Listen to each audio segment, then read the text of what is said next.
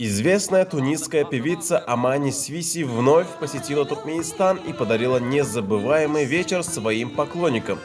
Ее выступление прошло в роскошном Ледовом дворце, который на несколько часов превратился в настоящий музыкальный оазис. Звезда восточной сцены исполнила свои самые яркие хиты, заставив публику танцевать и подпевать.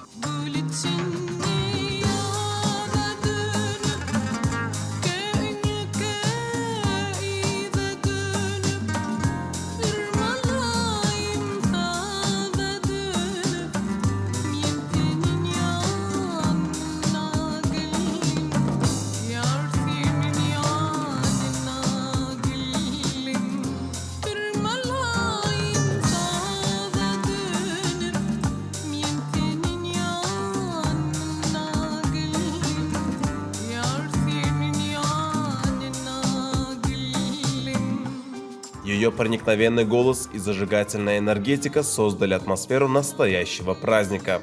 Концерт Амани Свиси стал одним из самых ярких событий в культурной жизни Туркменистана. Это уже не первое выступление певицы в нашей стране. Ранее Амани Свиси уже покорила сердца туркменских слушателей своим талантом и обаянием. Ее возвращение стало долгожданным событием для многих поклонников.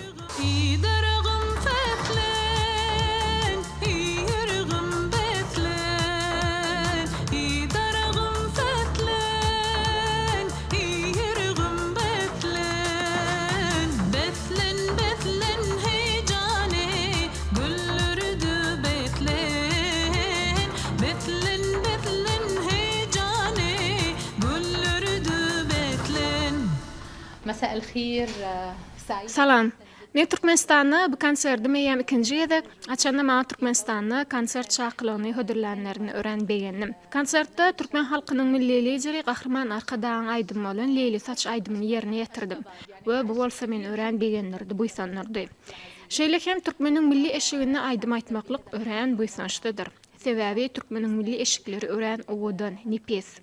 Nisip bolsa golay wagtlarda we indiki ýyllarda da Türkmenistany öz konserdim bilen dolanyp gelesmeler. Mümkinçilikden peýdalan şular ýaly owadan şäherde konsert geçirmäge mümkinçilik döretip beren Türkmen halkynyň milli lideri Gahrman Arkadagly Gahrman Serdari we tutuş Türkmen halkyny täze bayramçylygy bilen tüýsüromdan gutlaýaryn.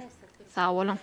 من تركمانستان تيارن تيادي يلنب гутлей болсын. В концерте также приняли участие туркменские эстрадные певцы, такие как Гуванч Язмамедов и Эльдар Ахмедов. Ene şuň ýurdumyzyň bu köşkünde doston konserdi geçirilip otyr. Arap döwletiniň aýdymçysy bilen bile bir sahnada çykyş edip otyr. Benim şu pursatdan peýdalanyp şunýar mümkinçilikler döretip berýän Gahrman Arkadagy Gahrman Serdarymyza köp sawursunlar aýdýan.